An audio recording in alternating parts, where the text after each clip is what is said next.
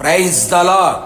అగ్ని జ్వాల వంటి కన్నులను అపరంజిని పోలిన పాదములను గల దేవుని కుమారుడైన క్రీస్తు యేసునకు అనంత మహిమ ఘనత ప్రభావములు కలుగునుగాక.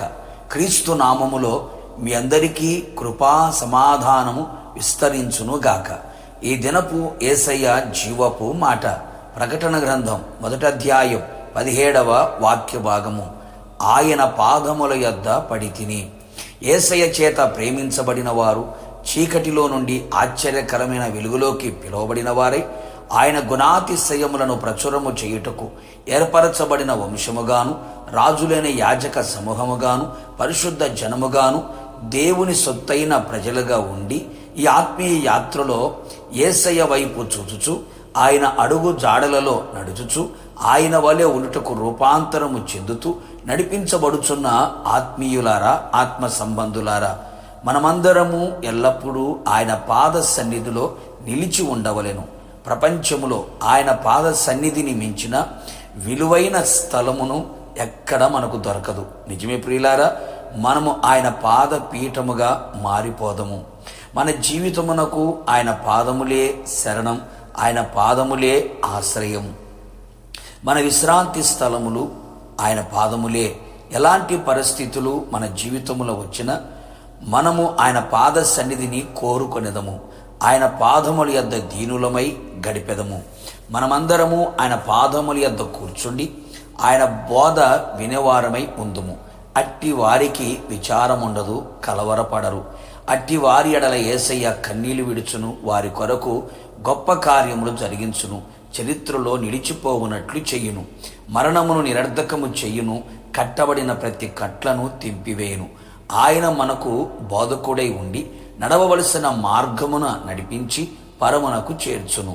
కుంటివారు, గుడ్డివారు, అంగహీనులు, మూగవారు మొదలైన వారిని తీసుకుని వచ్చి ఆయన పాదముల యొద్ద పడవేసిరి. ఆయన వారిని స్వస్థపరచెను. వారు మాటలాడిరి, చూచిరి, నడిచిరి, బాగుపడి ఉన్నారు కదా. నిశ్చయముగా ఆయన పాదముల యొద్ద పడిన వారందరినీ ఆయన శారీరక, ఆత్మీయ, మానసిక స్వస్థ చిత్తులుగా చేయును. ఎట్టి విధములైన వ్యాధులైనను బాగు చేయును. పునరుత్థానుడైన యేసు వారిని ఎదుర్కొనగా వారు ఆయన పాదములకు మొక్కగా యేసు వారిని భయపడకుము అని సెలవిచ్చెను. నా ప్రియులారా, నీవు ఏ భయాందోళన మధ్యలో ఉన్నావో, కలవరములతో కలత చెందుతూ ఉన్నావో, ఏ పరిస్థితులు ధైర్యమును కోల్పోయేటట్టు చేశాయో, ఆయన పాదముల యొద్ద నీవు నిలిస్తే ధైర్యమును, శుభమును నీకు కలుగు చేయును. నీవు ఆయనను చూతువు కదా. ఆయన పాదముల యొద్ద కన్నీళ్లతో నిలిచిన పాపాత్మురాలను ప్రేమించి ఆమె పాపములను క్షమించి ఆమెకు రక్షణ, సమాధానము దయచేసెను కదా. అపవిత్ర ఆత్మల చేత పీడించబడువాడు ఆయన పాదముల యొద్ద విడుదల పొందినవాడాయను కదా. పద్మాసు దీవిలో ఆత్మవశుడై ఆయన పాదముల యొద్ద ఉన్న భక్తునికి ఆయన ప్రత్యక్షతను అనుభవించున్నట్లుగా చేసి జరగబోయే సంగతులన్నిటినీ, పరలోకమును గూర్చిన సమస్తమును, ఆయన ఏమై ఉన్నాడో, ఏమి చెయ్యనై ఉన్నాడో సమస్తమును ప్రత్యక్షపరిచెను గనుక. కావున నా దేవుని ప్రియులారా, మనమందరము ఆయన పాదముల యొద్ద నిలిచిన వారమై ఆయన పాద పీఠముగా మారి పరమునకు చేర్చబడేదము.